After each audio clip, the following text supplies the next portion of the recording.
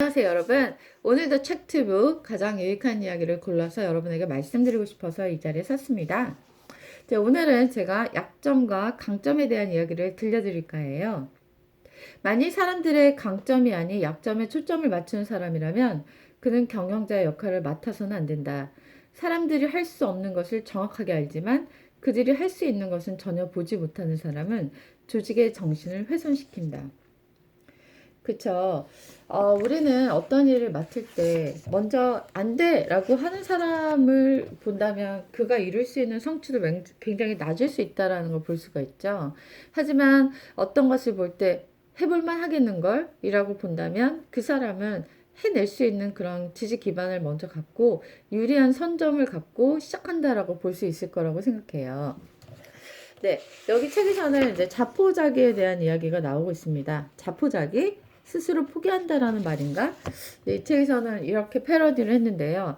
자, 기의 강점은 포기하고, 자, 기의 약점 때문에 죽어 지내는 사람을 자포자기한 사람이라고 말했습니다. 자포자기하면 안 됩니다. 강점 강화가 오히려 약점을 줄일 수 있는 방법입니다. 강점으로 일하고 약점으로 겸손을 배워야 합니다. 그래서 우리의 재능과 우리의 은사대로 일해야 열매를 맺을 수가 있는 것이죠. 네. 그리고 대부분의 사람들은 자신이 잘하는 것이 무엇인지 알고 있다고 생각합니다. 그러나 대부분의 사람은 잘못 생각하고 있대요. 사람들은 자신이 잘하지 못하는 것을 더 잘 알고 있다.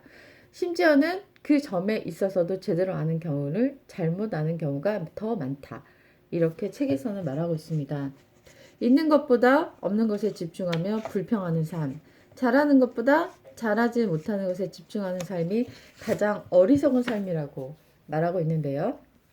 이 책 부분에서 제가 아주 관심 있게 본 부분이 바로 이 부분이었습니다. 다중지능 이론이라는 것인데요. 다중지능 이론? IQ인데 여러 가지가 갖고 있다는 얘기인가? 하버드 대학의 교육심리학자 교수였던 하워드 가드너 박사는 다중이론 이론을 주장했습니다. 우리가 흔히 지능을 IQ로만 알고 있지만 지능 이론에 의하면 사람 속에는 여러 종류의 지능이 존재한다고 해요.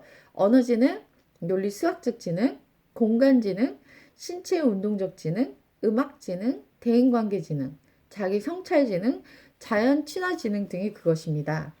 성공한 사람은 이러한 다중지능 가운데 자신이 높은 지능에 집중한 사람입니다. 우리의 문제는 어떤 지능이 낮아서가 아니라 높은 지능을 살리지 못한 데 있다고 합니다. 예화로 포레스트 검프가 나오고 있는데요. 톰 행크스가 주인공을 맡아서 열연한 영화이죠.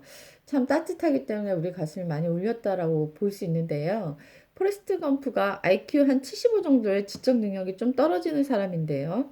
다리까지 불편하죠. 잘 배우지 못했죠. 가정 형편도 불우했죠. 그는 어느 날 자기를 괴롭히는 아이들을 만나게 됩니다. 그런데 여자친구 제니 말은 굉장히 잘 듣죠. 그래서 제니가 포레스트 뛰어! 무조건 뛰어! 라고 말했을 때 포레스트는 자신이 달릴 수 없는 사람이라는 것을 잊고 무작정 뛰기 시작합니다.